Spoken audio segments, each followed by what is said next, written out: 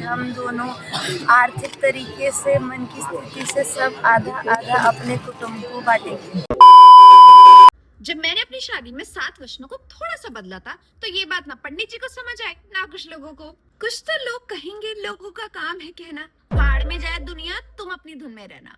आज मैं बताऊंगी कि मैंने शादी के 35,000 साल पुराने 7 वचनों को अपने अकॉर्डिंग क्यों बदला।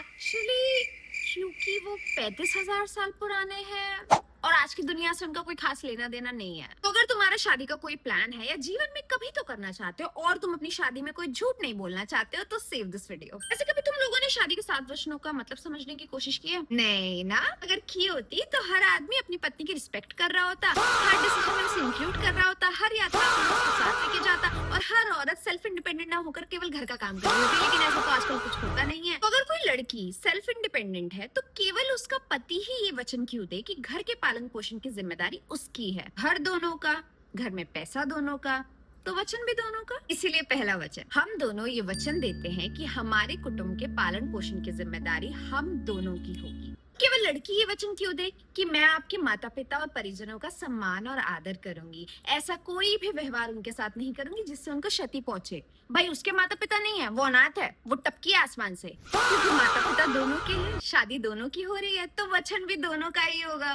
दूसरा वचन, हम दोनों ये वचन देते हैं कि हम दोनों एक दूसरे के परिवारजन ही का सम्मान आदर करेंगे और ऐसा कोई भी दुर्व्यवहार एक दूसरे के परिवारजन के साथ नहीं करेंगे जिससे उनको कोई भी क्षति पहुंचे। अब आने वाले 5 वचन जल्दी से सुन लो क्योंकि मैं अब हर एक को एक्सप्लेन करती नहीं बैठूंगी। तीसरा वचन, हम जीवन के हर सुख दुख में एक दूसरे का साथ निभाएंगे। चौथा वचन, हम अपने कुटुंब को प्यार, सम्मान और आदर से भर कर रखेंगे। पांचवा वचन, यदि हम संतान प्राप्त करते हैं तो हम दोनों मिलकर उसके पालन पोषण, उसके भविष्य और उसके संस्कार की जिम्मेदारी आधी आधी निभाएंगे। छठा वचन, हम दोनों एक दूसरे के आत्मसम्मान, सपनों और स्वतंत्रता का सम्मान करेंगे। सातवां वचन, हम दोनों जीवन भर एक दूसरे के सच्चे साथी और सच्चे मित्र बने रहेंगे। ये सब थे वो 7 वचन जो मैंने और मेरे हस्बैंड ने साथ में मिलकर लिए थे। अगर तुम भी कभी शादी करना चाहते हो और अपनी शादी में झूठ नहीं बल्कि केवल सच बोलना चाहते हो तो ये 7 वचन ले लेना।